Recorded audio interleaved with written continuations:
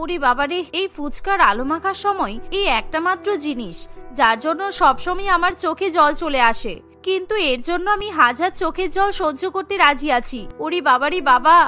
এভাবে শিলা ফুচকার আলু মাখতে থাকে আর তার চোখ থেকে হরহর করে জল পড়তে থাকে। তখনই শিলার শাশুড়ি মা রানী দেবী রান্নাঘরে আসে আর সে তার বৌমাকে এরকম ফুচকার আলু মাখতে মাখতে কান্না করতে দেখে ভীষণই অবাক হয়ে বলে, কি ব্যাপার বৌমা, তুমি এরকম করে কান্নাকাটি করছো কেন?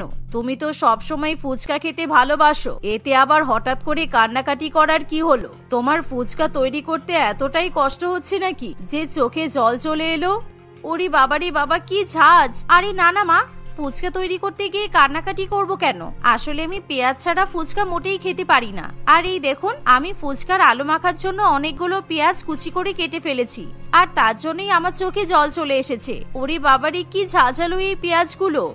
শিলাকে এভাবে 10টা থেকে 12টা পেঁয়াজ কুচি কুচি করে কাটতে দেখে শাশুড়ি মা ভীষণ পরিমাণে অবাক হয়, কারণ তার বৌমা মাত্র 2টো আলু দিয়ে ফুচকার আলু মাখে আর তার মধ্যে সে 12টা পেঁয়াজ ব্যবহার করে। আর সেই বিষয়টা মোটেই স্বাভাবিক নয়, কারণ ফুচকার আলু মাখাতে কেউ এত বেশি বেশি পেঁয়াজ মোটেই খেতে পারে না। কিন্তু শিলা একেবারে অন্যরকম, সে আবার পেঁয়াজ ছাড়া কিছুতেই ফুচকা খেতে পারে না।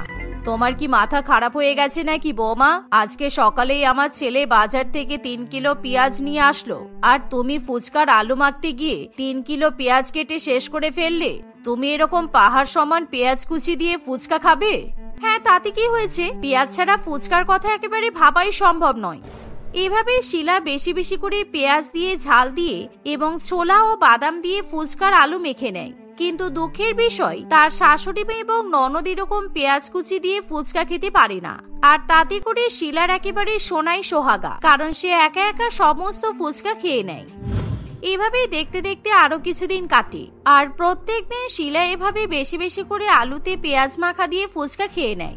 এমনই একদিন শিলা তার বান্ধবী রানুর সঙ্গে ফুচকা খেতে যায়। দাদা, বেশি করে পেঁয়াজ দিয়ে আলুটা মাখবেন, কারণ আমি পেঁয়াজ ছাড়া মোটেই ফুচকা খেতে পারি না। না না দিদি, আমার ফুচকার দোকানে আলু মাখার সঙ্গে পেঁয়াজ দেওয়া হয় না, কেননা আমার দোকানে অনেক রকমেরই কাস্টমার তো ফুচকা খেতে আসে আর তাদের মধ্যে অনেকেই পেঁয়াজ ছাড়া ফুচকা খেতে বেশি পছন্দ করে। সুতরাং আমার ফুচকার দোকানে আপনি আলু মাখাতে ছোলা, বাদাম, তেঁতুল, লেবু জল, নুন সব পাবেন, কিন্তু পেঁয়াজ পাবেন না।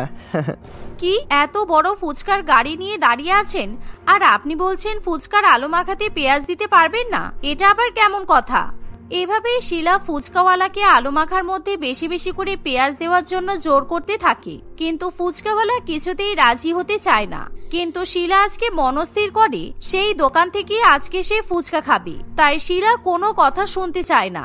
এমন সময় শিলার বান্ধবী তাকে এরকম জোরাজোরি করতে বারণ করলেও শিলা তার বান্ধবীকে পাত্তা দেয় না। আপনি কেন জেদ করছেন? আমি তো বললাম পেঁয়াজ দিয়ে আলু মাখাতে পারবো না।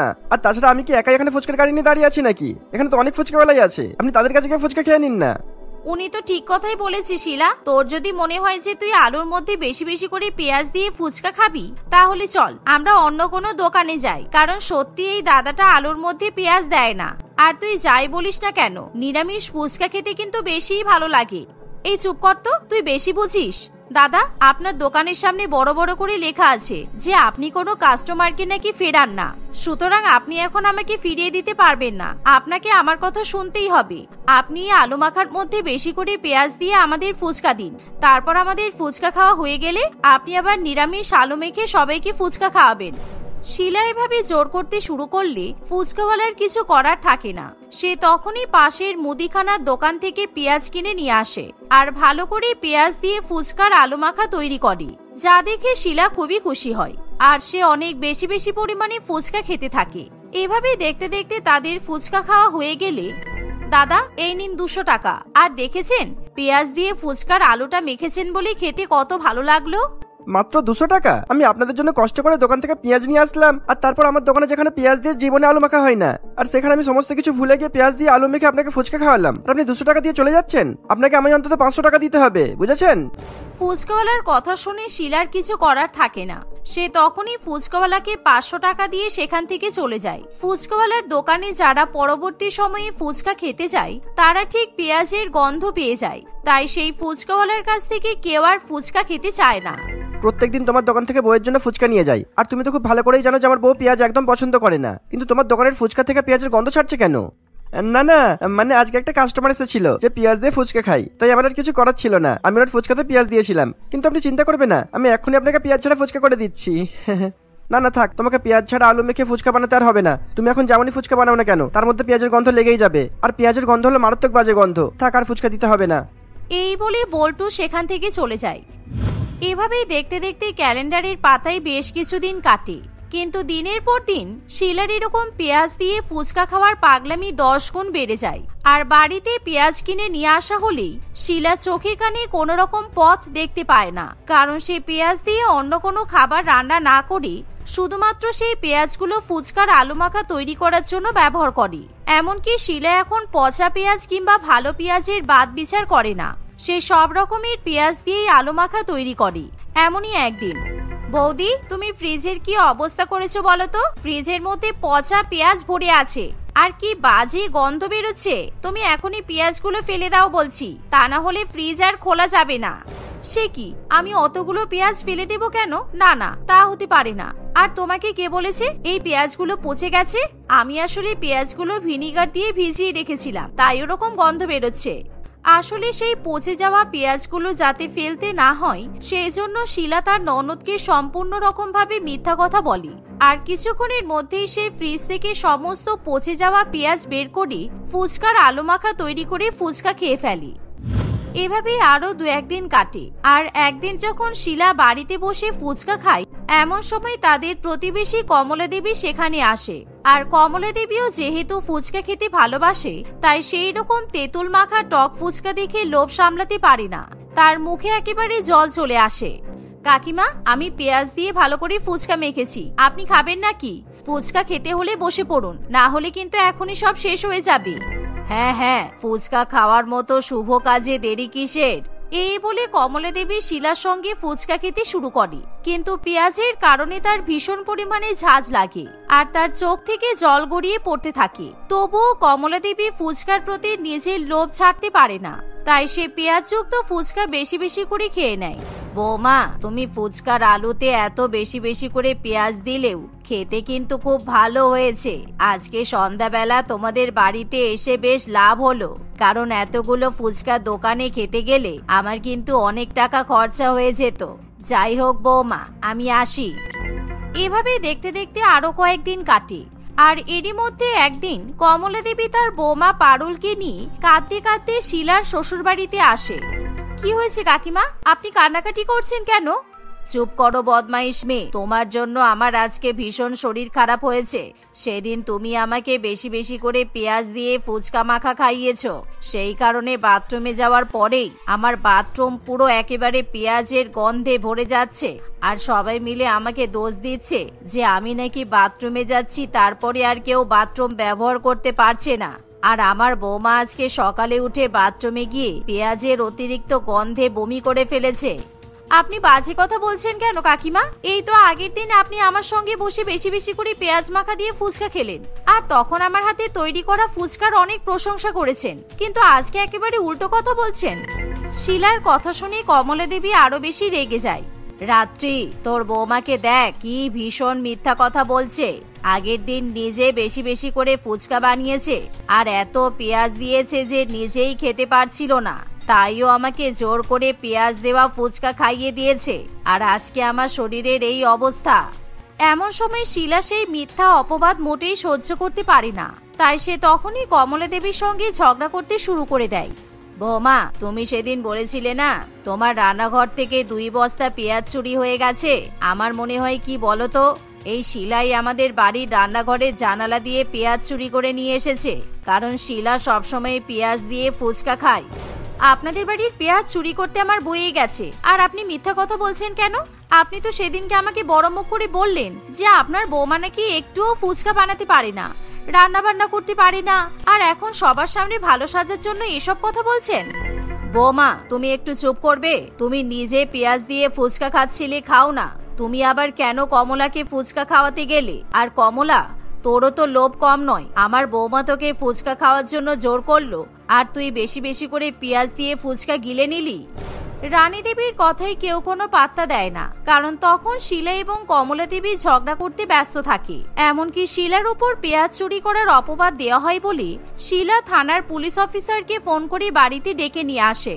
আর পুলিশ অফিসার সেখানে এসে যখন পেঁয়াজ দিয়ে ফুচকা মাখা এবং পেঁয়াজ চুরির কথা শোনে, তখন সে কি করবে কিছুই বুঝে উঠতে পারে না। কি দিনকাল এলো, আমাকে এখন এলাকার পেঁয়াজ ফুচকার পেঁয়াজ চুরির কেস সমাধান করতে হবে। আমার আর ভালো লাগে না, ধুর। হ্যাঁ, আপনাকে সমাধান করতে হবে, কারণ আমার উপর পেঁয়াজ চুরির অপবাদ দেওয়া হয়েছে। আমি মোটেই পেঁয়াজ চুরি করিনি। এই যে অফিসার, শিলা মিথ্যা কথা বলছে, কারণ ও পেঁয়াজ চুরি করেছে আর ও জোর করে আমাকে পেঁয়াজ ফুচকা খাইয়েছে বলে আমার ভীষণ শরীর খারাপ করেছে। এভাবে পেঁয়াজ ফুচকা কাণ্ডে ঝগড়া যখন তুমুলে ওঠে, তখন কমলা দেবী এবং শিলা একটা জোরে জোরে ঢেকুর তোলে, আর সেই ঢেকুরের মধ্যে থেকে পেঁয়াজের গন্ধ বেরিয়ে আসে। কিন্তু দুঃখের বিষয়, সেই অফিসারের পেঁয়াজে ভীষণ পরিমাণে অ্যালার্জি আছে, আর এরকম পেঁয়াজের দুর্গন্ধযুক্ত ঢেকুরের ফলে অফিসার মাথা ঘুরে অজ্ঞান হয়ে পড়ে যায়। পুলিশ অফিসারের এরকম অবস্থা দেখে সবাই ভীষণই ভয় পেয়ে যায়। তাই তাড়াতাড়ি করে সবাই মিলে অফিসারকে পার্শ্ববর্তী নার্সিং হোমে নিয়ে যায়। কিছুক্ষণের মধ্যে ডাক্তারবাবু অফিসারের চিকিৎসা করতে শুরু করে দেয়। আর কয়েক ঘন্টার মধ্যে অফিসার যখন সুস্থ হয়ে ওঠে, তখন আমাকে ক্ষমা করে দিন অফিসার, আসলে আজকে সকাল থেকে আমি অনেক বেশি করে পেঁয়াজ মাখা দিয়ে ফুচকা খেয়ে নিয়েছি, তাই এরকম আপনার মুখের উপর আমি ঢেকুর তুলে দেব বুঝতে পারিনি। I am really sorry. ঠিক আছে, এখন চুপ করুন। পরবর্তীকালে যদি এরকম আর কোনো কাণ্ড করেন, তাহলে আপনাদের দুজনকে জেলে ভরে দেব। এই কথা শুনে কমলা দেবী এবং শিলা ভীষণই ভয় পেয়ে যায়। সেদিনের পর থেকে শিলা আর কখনো বেশি বেশি করে পেঁয়াজ দিয়ে ফুচকা খায় না। কোয়েল তার বাবা মায়ের সঙ্গে একটি শহরে থাকতো। কোয়েলের বন্ধু বান্ধব, আত্মীয় স্বজন সবাই প্রচন্ড পরিমাণে স্টাইলিশ এবং মডার্ন ছিল, তাই সে সবসময় তাদের সাথে পাল্লা দিয়ে চলার চেষ্টা করত। কোয়েলের খুব সুন্দর লম্বা ঘন চুল ছিল, কিন্তু একদিন সে দেখে তার এক বান্ধবী একদম ছোট ছোট করে চুল কেটেছে এবং তাতে রং বেরঙের কালার করেছে। ব্যাস, তখনই কোয়েলেরও ইচ্ছা হয় সেও সেটাই করবে। কোয়েল হঠাৎই বাড়িতে এরকম রামধনু রঙের চুল নিয়ে আসায় কোয়েলের মা অঞ্জলি দেবী প্রচন্ড পরিমাণে রেগে যায়। ইস মা গো, এই জোকারটা কে? চুলে এসব রং করেছিস কেন তুই?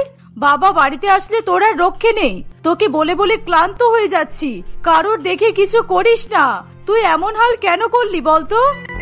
তোমরা কি ফ্যাশন বলে কিছু বোঝো না? এটাই তো এখন ট্রেন্ড। এগুলো শুধু নর্মাল কালার নয়, এগুলোকে হাইলাইট বলে। আমার সব বন্ধুরা চুলে এরকমই কালার করেছে। ওদের সাথে ঘুরতে বেরিয়ে যদি শুধু আমার চুলই কালো থাকে, তাহলে লোকে তো আমাকে ব্যাকডেটেড বলবে। কাউকে খুন করাটা যদি ট্রেন্ড হয়, তুই কি সেটাও করবি?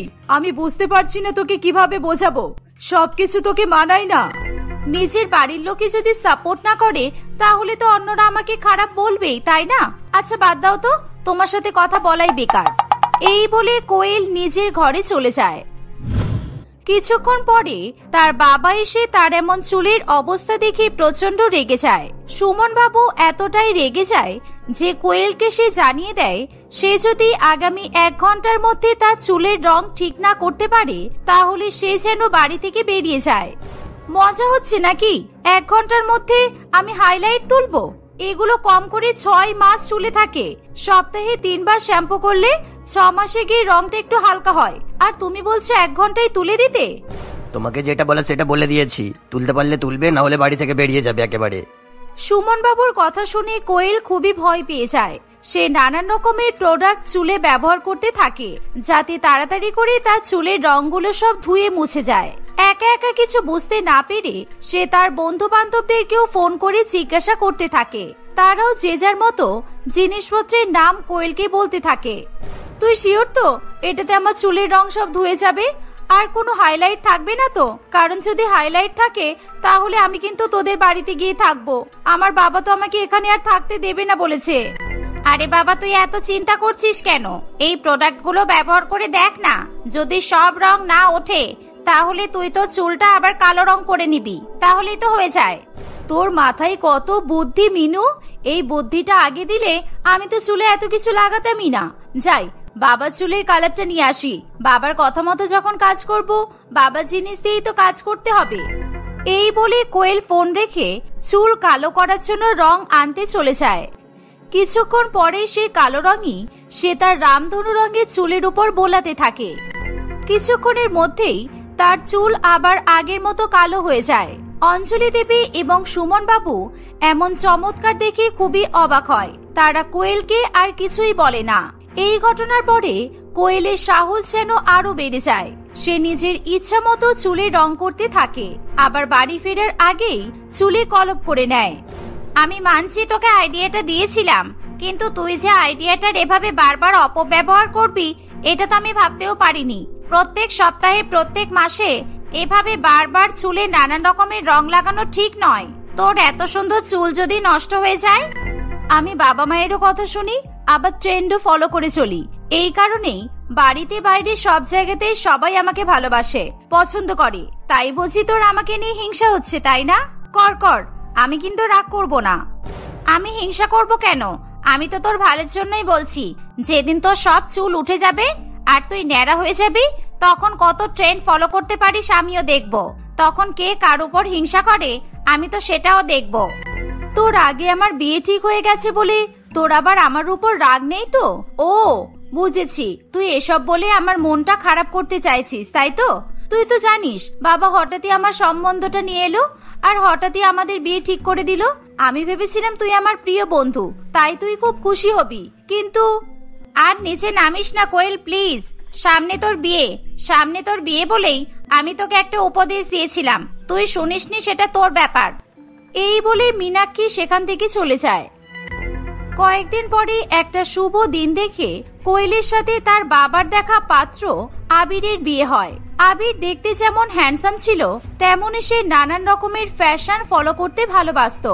আবিরের সাথে কোয়েলের বিয়ে হওয়ার পর তারা দুজনে সবসময় দারুণ দারুণ জামা কাপড়, ব্যাগ, জুতা এসব পরে পরে বাইরে বেরিয়ে লোকজনদের তাক লাগিয়ে দেয়। এরই মধ্যে কোয়েলের জীবনে এক নতুন সমস্যা এসে উপস্থিত হয়। তার সব চুল পড়ে যেতে থাকে। চুলের দেখভাল করবে বলে সে ইন্টারনেটে নানান রকমের ছবি এবং ভিডিও দেখতে থাকে। এসব দেখতে দেখতেই তার সামনে একটি ভিডিও আসে। ওয়াও, এখন তো দেখছি ন্যাড়া হয়ে গেলেও ফ্যাশনের অভাব হবে না। আমার তো এমনিতেই সব চুল পড়ে যাচ্ছে, আমি ভাবছি একেবারে ন্যাড়াই হয়ে যাব। তারপর মাথায় একটা সুন্দর করে ট্যাটু করব, মেহেন্দি দিয়েই করব, যাতে তাড়াতাড়ি উঠে যায়। আর মেহেন্দি লাগালে চুলের স্বাস্থ্যও ভালো হয়। যেমন ভাবা তেমনই কাজ। কোয়েল সেদিনই তাদের বাড়ির থেকে কিছুটা দূরে একটা বিউটি পার্লারে চলে যায়। সেখানে গিয়ে সে তার ইচ্ছার কথা প্রকাশ করে। আপনি শিওর তো আপনি পুরো চুল কামিয়ে ফেলতে চান? আপনার চুলের যে অবস্থা তাতে কিন্তু আপনার নতুন চুল বেরোতে অনেক দেরি হবে। আপনি চুলে অতিরিক্ত পরিমাণে ভুলভাল প্রোডাক্ট ব্যবহার করেছেন বলে এই অবস্থা হয়েছে। আমি জানি কেন হয়েছে, আর আমাকে কি করতে হবে। আপনাকে যেটা বলা হয়েছে আপনি সেটাই করুন। আমার মাথায় সব চুল কামিয়ে দিন, আর তারপর আপনাদের সব থেকে ভালো মেহেন্দি আর্টিস্ট যে আছে তাকে আমার কাছে নিয়ে আসুন। আমি আমার মাথায় একটা ট্যাটু করব। কোয়েলের কথা শুনে পার্লারে উপস্থিত থাকা সমস্ত লোকজনের চোখ একেবারে ছানা বড়া হয়ে যায়। তারা কোয়েলের কথা কিছুতেই বিশ্বাস করতে পারে না। আরে হ্যালো, হা করে তাকানোর কি আছে? আমি আমার মাথায় ট্যাটু করতে চাই, কারণ এটাই আজকালকার ট্রেন্ড। আমি ট্রেন্ড ফলো করার জন্য যা খুশি তাই করতে পারি। আপনারা নিজেদের কাজে মন দিন। কিন্তু ম্যাডাম, আপনি যে বললেন আপনার হাজবেন্ড আপনাকে নিতে আসবে, তার মানে তো আপনি বিবাহিত হয়ে এমন একটা ভয়ানক স্টাইল করতে আপনার ভয় করছে না? ভয় কেন করব? আমার স্বামীর হাতেও অনেক ট্যাটু আছে। আমার শাশুড়ি মায়ের ভয়ে আমার স্বামী সবসময় ট্যাটুগুলো লুকিয়ে রাখার জন্য ফুল হাতা জামা পরে থাকে। আমিও না হয় মাথায় ঘোমটা দিয়ে থাকবো, কি আছে? এই বলে সে রাহুলকে নানান রকম ভাবে বোঝাতে থাকে। রাহুল কোয়েলের পুরো চুল কামিয়ে ফেলে। সেই সাথে তাদের পার্লারের সব থেকে ভালো মেহেন্দি আর্টিস্টকে সেখানে রাখে এবং কোয়েলের মাথায় মেহেন্দি দিয়ে খুব ভালো মতো ভীষণ সুন্দর একটা ট্যাটু করে দেওয়া হয়। আমাকে এত সুন্দর লাগছে যে আমি নিজে থেকে নিজেকে চোখ ফেরাতে পারছি না। আমার যে সবার থেকে লোকানো যে সোশ্যাল মিডিয়াতে অ্যাকাউন্ট আছে, আমি আজকেই ওটাতে আমার ছবি পোস্ট করব। না হলে সবাই জানবে কি করে যে আমি এই ট্রেন্ডটা ফলো করছি। আর তার আগে বাড়ির কেউ যাতে এটা দেখতে না পারে, সেই জন্য ট্যাটুটা ঢাকার একটা ব্যবস্থা করতে হবে। এই ভেবে কোয়েল সেই পার্লার থেকে একটা দামি এবং একদম অবিকল তার চুলের মতোই দেখতে একটা উইগ কিনে সেটা মাথায় পরে বেরিয়ে যায়। বাড়ি এসে সে তার নিজের ঘরের মধ্যে ঢুকে দরজাটা বন্ধ করে দেয় এবং নিজের মাথা থেকে উইগটা খুলে নিজের টাক মাথা করা ট্যাটুটার ছবি তুলতে থাকে। সে তার ছবিটা সোশ্যাল মিডিয়াতে পোস্ট করে আর ছবির নিচে লিখে দেয়, আমার সব কঠিন পরিস্থিতিকে দূর করে আমি নিজেকে আপন করে নিয়েছি। ছবি পোস্ট করার কিছুক্ষণের মধ্যেই তার ছবিতে লাইক এবং কমেন্টের বন্যা বয়ে যায়, কিন্তু কোয়েল সেসব কিছুই খুলে দেখে না। হঠাৎই তার ফোনে তার পুরানো বান্ধবী মীনাক্ষীর ফোন আসে। তোর সাথে এত কিছু হয়ে গেল আর তুই আমাকে জানাসনি? তোর বিয়ে হয়ে মাত্র কয়েক মাস হয়েছে, এরই মধ্যে আমি মাসি হওয়ার খবর পাবো তা নয়, সোশ্যাল মিডিয়া থেকে তোর সম্পর্কে এসব খবর পেতে হচ্ছে। কি খবর? কি হয়েছে? কি দেখেছিস তুই? আমি কিছু বুঝতে পারছি না, প্লিজ একটু খুলে বল। তোর ক্যান্সার হয়েছে তুই আমাদের কাউকে বলিসনি? আমি তো কাকু কাকিমার সাথেও দেখা করতে গিয়েছিলাম, ওরাও তো আমাকে কিছু বললো না। তুই আমাকে কোনোদিনও নিজের বন্ধু ভাবিসনি, তাই না? আমার ক্যান্সার? এসব কি বলছিস তুই? আর নাটক করিস না কোয়েল, অনেক হয়েছে, এবার বাদ দে। ছবির নিচে লেখা ক্যাপশন দেখেই আমি বুঝতে পেরেছি তোর সাথে কি হয়েছে আর কি হয়নি। আমি তো কঠিন পরিস্থিতি মানে আমার এই চুল পড়ে যাওয়া আর আমার শ্বশুর বাড়ির লোকজনেদের ভয়ে ট্রেন ফলো করতে না পারাকে বুঝিয়েছি।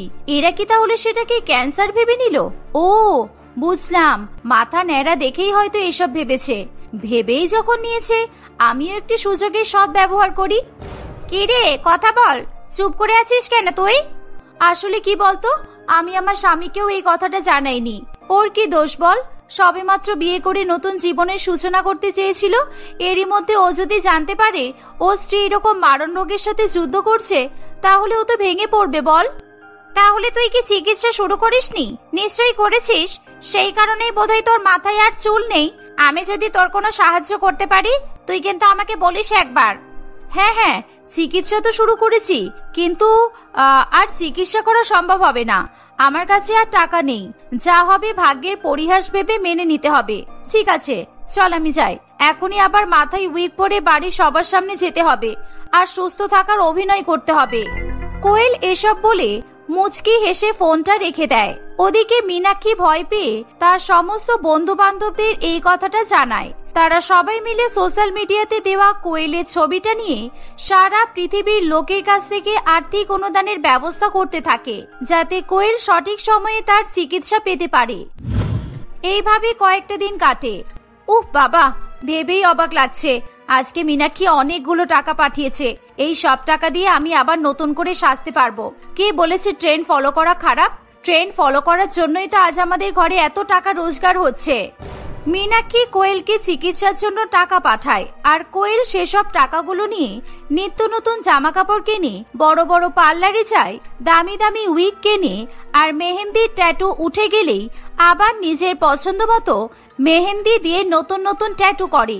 আবির কিংবা কোয়েলের শাশুড়ি মা কিছু জিজ্ঞাসা করলে কোয়েল সর্বদাই বলে তার বাবা তাকে টাকা পাঠিয়েছে। এভাবেই সব ঠিকঠাকই চলছিল, কিন্তু হঠাৎই একদিন মীনাক্ষী এবং আবির দুজনেই কোয়েলকে পার্লারে মাথায় মেহেন্দি দিয়ে ট্যাটু করতে দেখে ফেলে।